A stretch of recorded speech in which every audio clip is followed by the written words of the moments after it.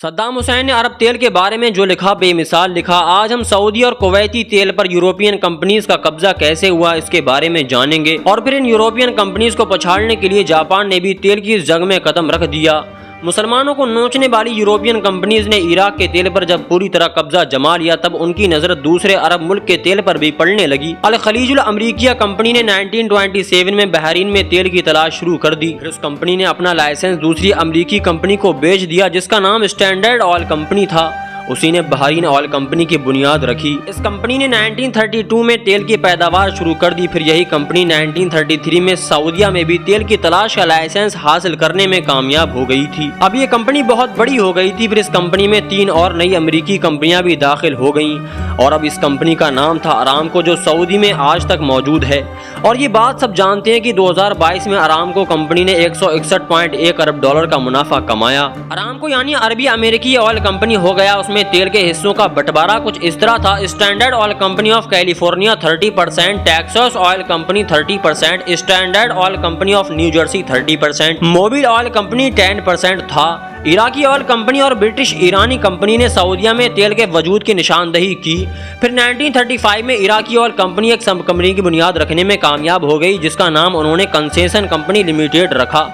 پھر یہ کمپنی ان علاقوں میں تیل کی تلاش کا لائسنس حاصل کرنے میں کامیاب ہو گئی، مثلاً 100 کلومیٹر تک سمندری کنارے کے ساتھ ساتھ سعودی کے مغربی علاقے، قطر اور صلح کنندہ کے سمندری کنارے، یمن، اردن، حضر الموت، مسقط، لبنان، شام، فلسطین، اردن کے پوروی علاقے شامل تھے۔ رہ گیا معرکہ جس کو ریڈ لائن معاہدے نے بچایا ہوا تھا، تو اس کے تیل پر ٹرکش آئل کمپنی کے بننے سے بھی پہلے برٹین قبضہ کر چکا تھا۔ ٹرکش آئل کمپنی کے بارے میں جاننے کے لیے پچھلے ایپیسوڈ کو ضرور دیکھیں۔ جبکہ کویت کے تیل کے بارے میں برطانوی کمپنی نے یہ مناسب سمجھا کہ اس کے تیل کی حفاظت برطانوی ایرانی آئل کمپنی کرے جو پہلے سے ہی ایرانی تیل کو نکال رہی تھی، لیکن اتنے میں امریکہ منظر عام پر آیا اور اس نے کویتی تیل کے حصول کی کوشش شروع کر دی۔ پھر بالآخر 1934 میں امریکہ اور برٹین کا ایک معاہدہ طے پایا کہ دونوں مل کر ایک کمپنی کی بنیاد رکھیں جس میں آدھا تیل تو برٹش ایرانی آئل کمپنی کا ہو اور دوسرا آدھا خلیج کمپنی آف امریکن آئل کا ہو، جبکہ سعودی اور کویت کے باقی علاقوں میں امریکہ اور برٹین میں کشمکش شروع ہو گئی کہ یہاں کے تیل سے فائدہ کون اٹھائے۔ چنانچہ امریکن آئل کمپنی سعودی حکومت سے ان علاقوں میں اپنے حصے کا تیل لینے اور اس کا ایکسپلوٹیشن کرنے کے لیے لائسنس لینے میں کامیاب ہو گئی۔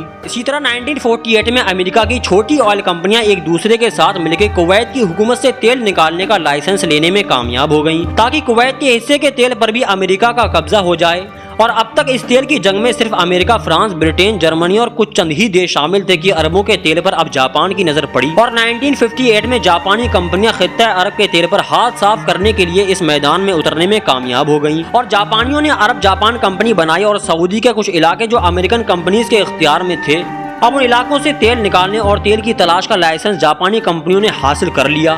جاپان اور سعودی میں جو معاہدہ طے پایا وہ یہ تھا کہ عرب جاپان کمپنی سعودی حکومت کو 57% منافع دیں گی، اور یہ منافع اب تک کی یورپی حکومتوں کے معاہدوں میں سب سے زیادہ تھا، کیونکہ اب تک عرب ملکوں کو یہ یورپین کمپنیز 50% منافع دیتی تھیں، لیکن عرب جاپان کمپنی نے 57% منافع دے کر گزری ساری کمپنیز کو پیچھے پچھاڑ دیا۔ دوستوں، ان ساری کمپنیز کو سمجھنے کے لیے پچھلا ایپیسوڈ ضرور دیکھیں، اور اب ہم لیبیا اور الجزائر کے تیل کے بارے میں بات کریں گے۔ ملتے ہیں نیکسٹ ایپیسوڈ میں۔ اللہ حافظ۔